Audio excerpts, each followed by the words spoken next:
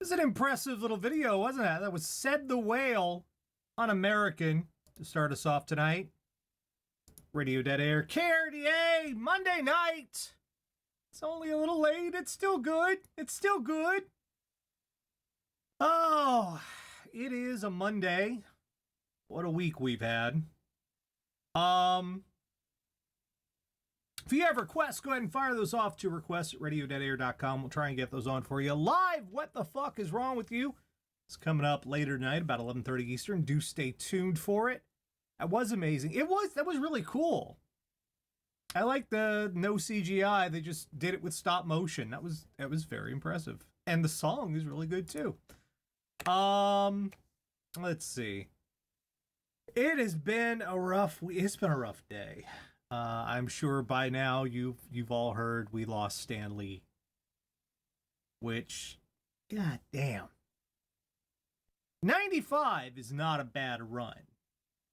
Let's not ignore that fact that at the age of 95, Stan Lee, while not only having had a hand in creating some of the greatest comic book characters of the 20th century, but was regularly appearing in blockbuster movies for the past decade at the age of 95.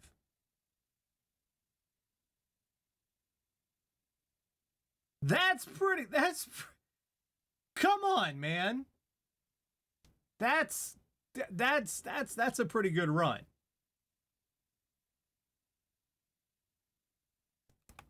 Shit, if I was 95 years old, at least 15, that's right, because it wasn't just the Marvel movies. He was in all of the Spider-Man movies. Pretty much any, yeah, he's been in them for like 15 years of doing those cameos. That's not a shit. If I was 95 and still getting work in movies, he's in Venom. He's in fucking Venom too. If I was 95 and still getting work in movies,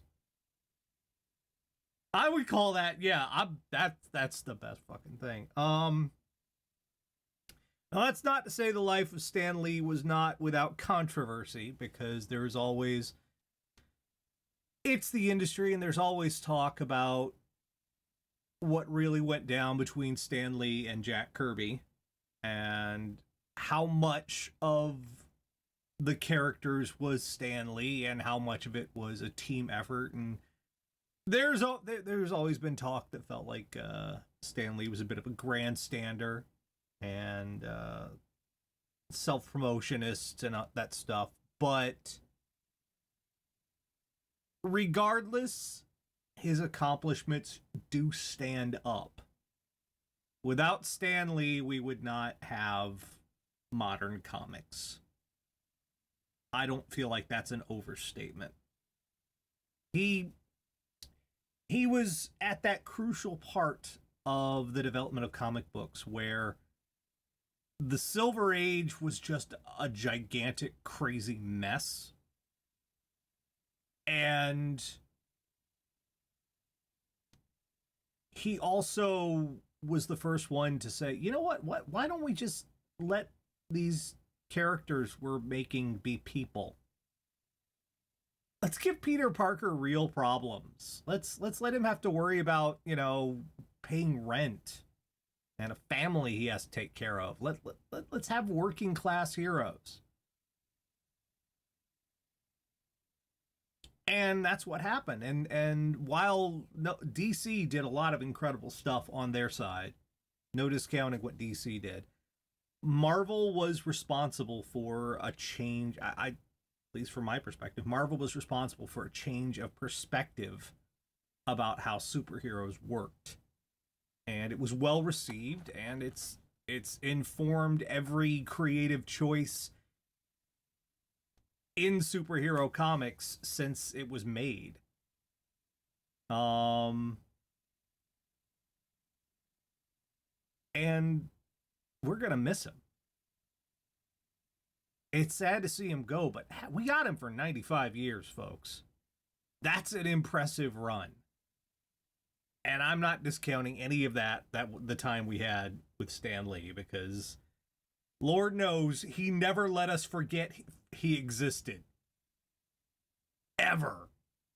You could not say that, yeah, he never, ever, ever let us forget that Stan Lee was in the world. And we still won't forget.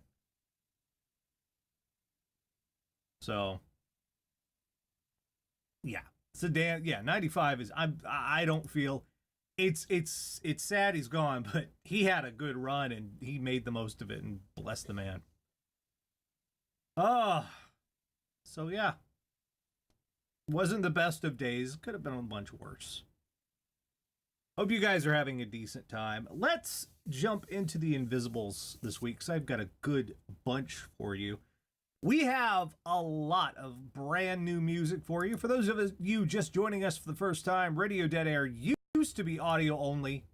Made the jump to video. But there's a lot of really good songs that don't have videos. We're going to do some of those tonight. We're going to start with a band called Club Night. This is a track called Mute, and it's hard to say exactly why this one caught my ear. This happens sometimes. A song will catch my ear, and I can't pin down why it hooks me. But it does, and this one did. So this is Club Night. Brand new from them. This is called Mute. Let's give it a listen.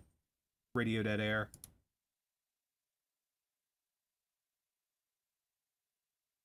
That was the wrong button.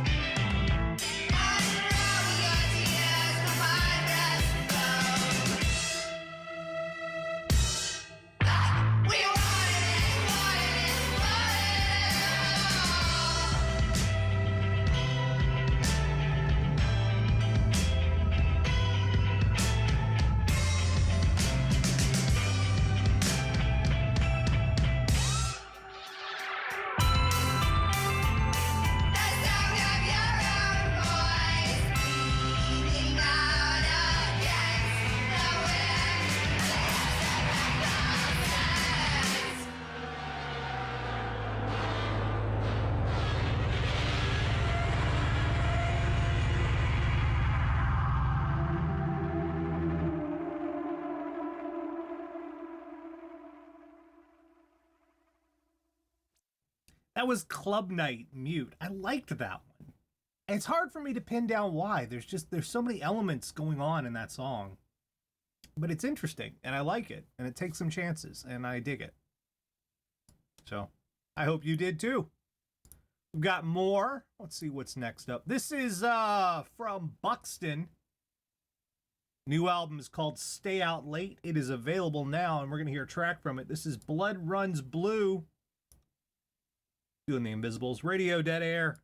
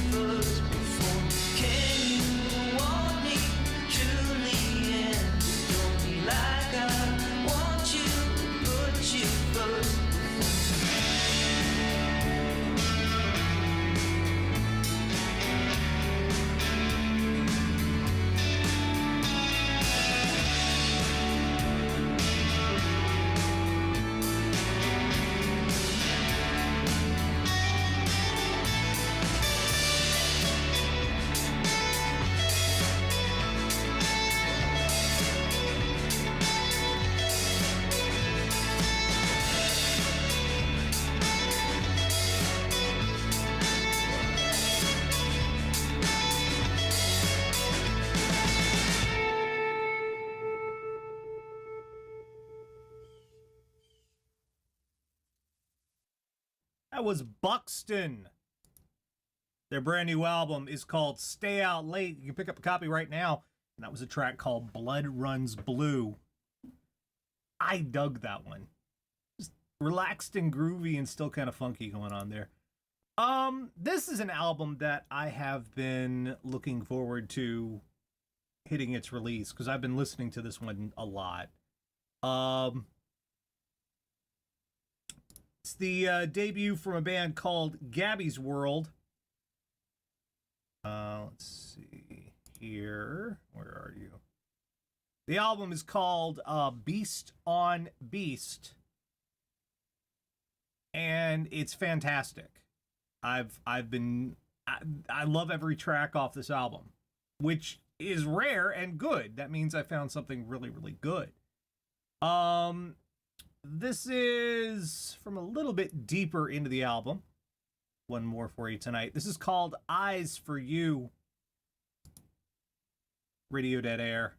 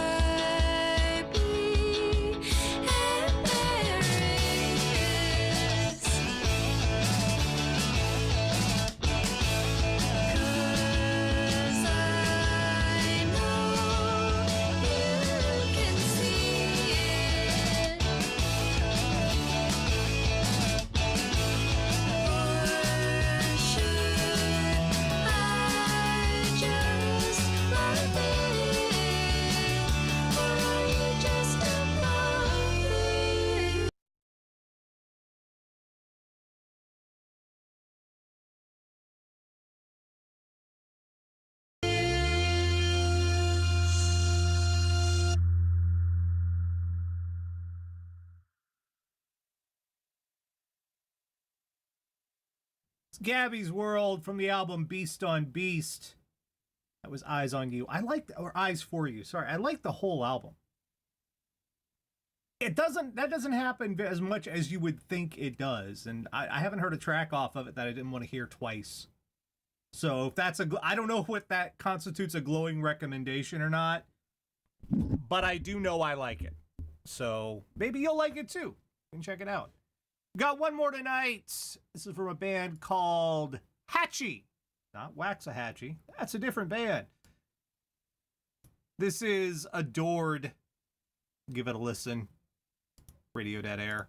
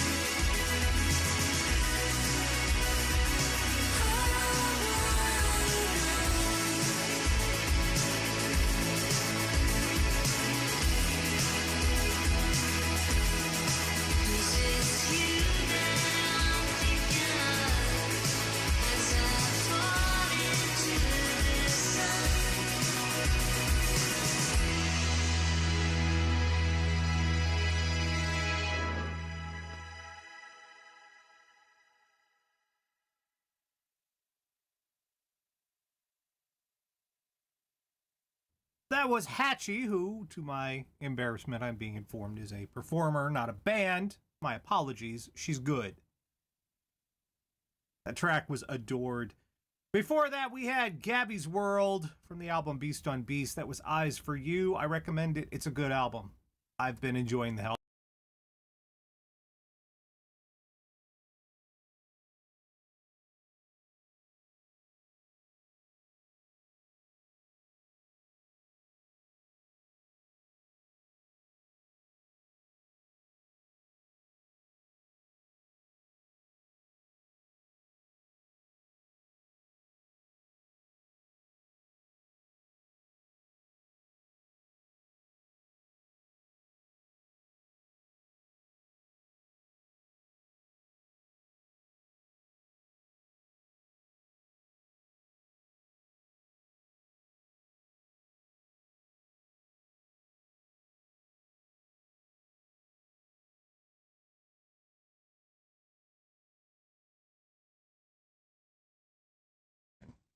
You get all the channels.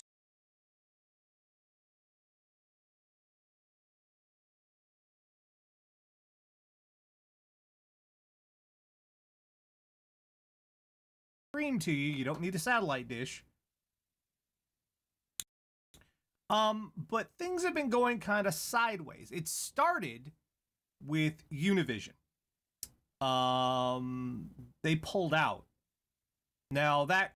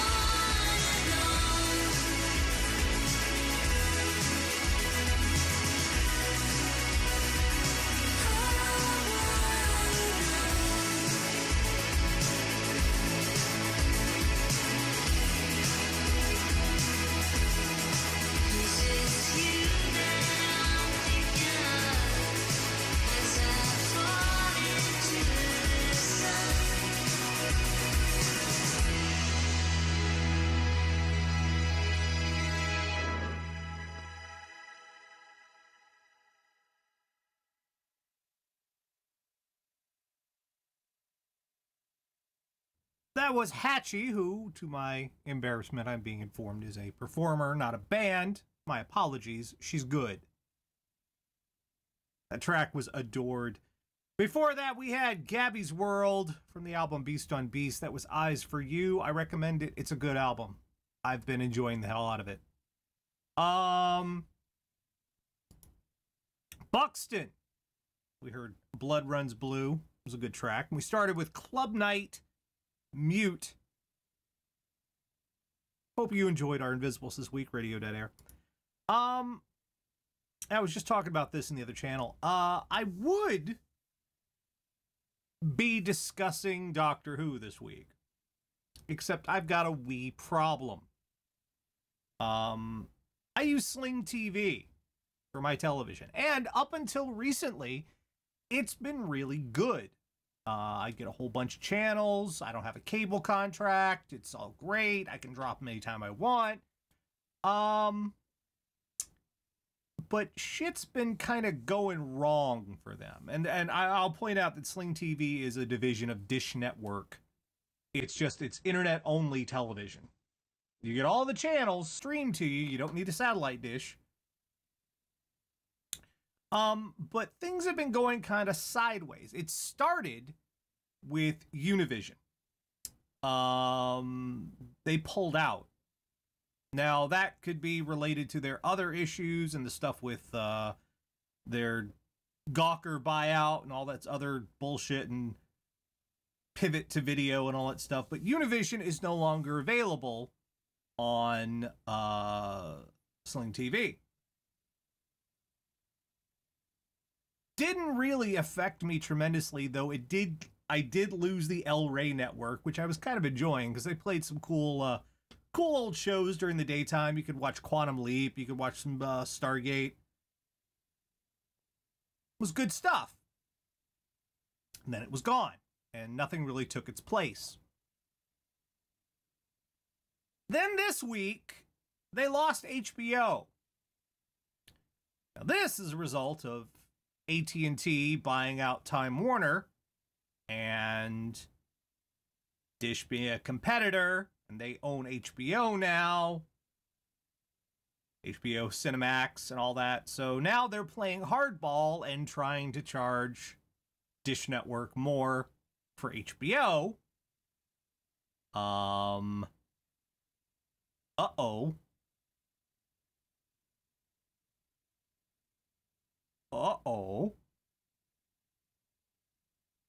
Yeah, I pay for DirecTV now because HBO is only $5. DirecTV is AT&T. So, and AT&T is... Yeah, if you didn't know, AT&T is DirecTV and HBO, and you're getting HBO for $5. So you're getting a discount on HBO on DirecTV, whereas Dish Network can't carry it anymore. Oh boy, this is getting to be a mess, isn't it? So what I'm coming around to, why I can't watch Doctor Who, while I do have BBC America available, we don't get the on-demand until Tuesday. What the fuck? And yeah, people are like, back to piracy. And you know what? I really don't want to. But I'm not getting, I'm paying for the access to this show by their terms. And I'm still not getting what I'm paying for. I'm playing fair. I'm playing by the rules. But I don't get to see the stuff that I'm paying for by the rules.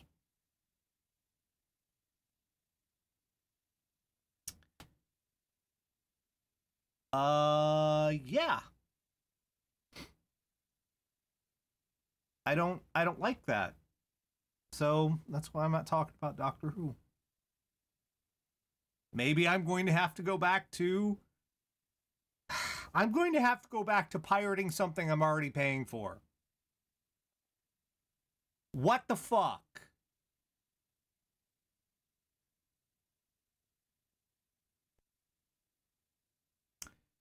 But I did want to talk about... I did want to give you some good news. Some wonderful thing that has happened in the world. And I cannot stress to you... I cannot stress how much... Like you said, pirating is I have to wait another day. If I wasn't...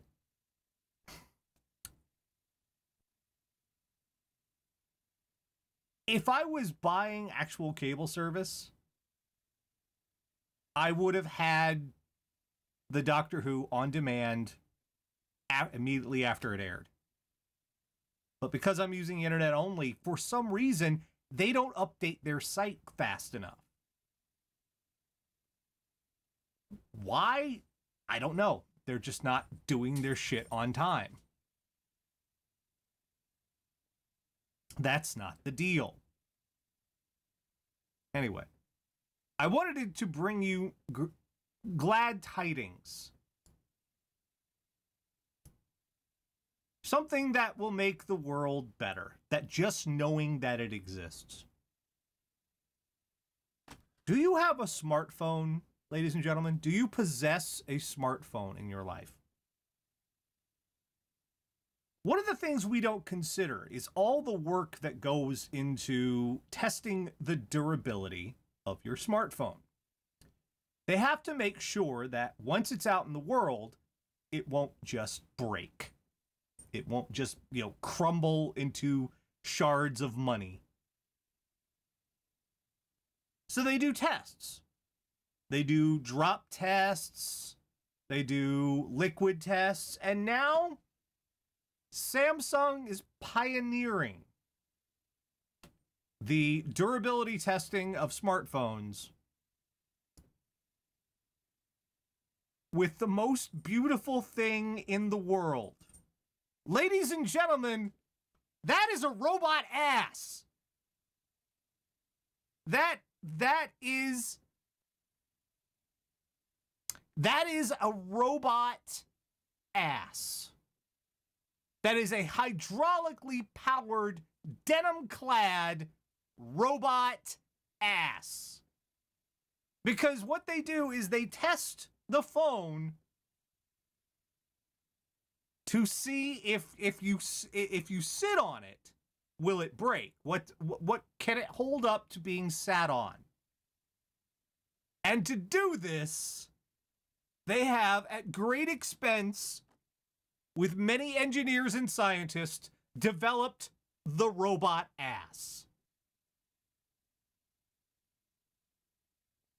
And they put pants on it. Why did they put pants on it? True story. Are they testing to see if it stays in one piece, if it's in your back pocket when you sit down? I don't think so, because look where the pockets are situated on this thing. Maybe they are. Maybe they are. That's my only thought, is that they're also testing, like, will it be okay in a pocket? Maybe they are, but the direction of this, it looks like it. No, it's more like. Yeah. Because I don't know. I don't know. The pants are the beautiful part. Yeah, denim. Apple bottom jeans, boots with the fur. They put pants on the robot ass. Well, you can't just have a naked ass. Why not? Have you never, ever sat in any of the furniture in your house while naked? Never? Come on. Come on. I know this isn't the kind of thing you want guests to know. But you've done it. You've done it. You know you have.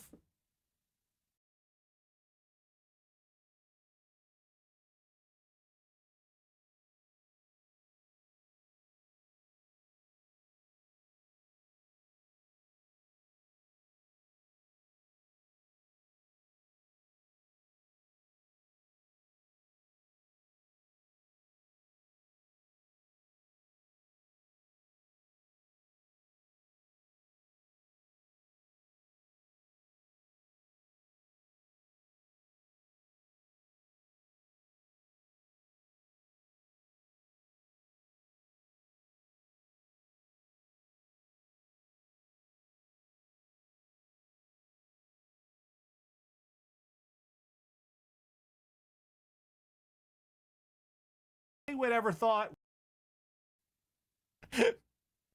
It's beautiful. Did that make you happy? It makes me happy that there is we need a way to accurately test the durability of our product if someone sits on it. Well, how do we do that? They are the factual reality we are inhabiting. Does that make you happy? It makes me happy that there is somewhere in the world tonight, there is a hardworking robot ass. That is a real thing. So the rest of the week, anytime shit starts getting frustrating or annoying or maybe even a little sad, I just want you to stop and think to yourself, somewhere in the world, there is a hard-working robot ass. And it is true. Those words that just came out of my mouth are the truth. They are the factual reality we are inhabiting. Hard-working robot ass.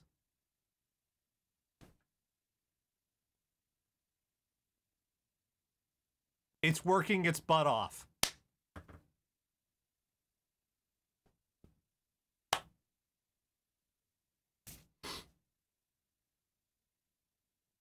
Okay, JR513, how long will it be before all asses are automated? Robots stealing our ass jobs! Stealing our jobs! Automated asses. I never thought, in all the fears we have of automation, like with truck drivers and checkout lanes and all this, taking away jobs, I don't think anyone ever thought, well, at least my ass is safe. They can't take my ass from me. They've taken your ass, sir. They have taken your ass. Rise up. Solidarity. Unionize in the face of having your ass stolen. Someone hacked my... Now, that would be beautiful if someone could get into Samsung systems and hack the robot ass. Can you just imagine walking in the factory and this thing just sitting there twerking? Holla, holla, holla, holla, holla.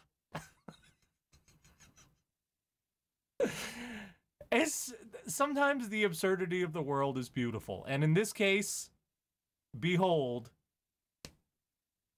robot ass.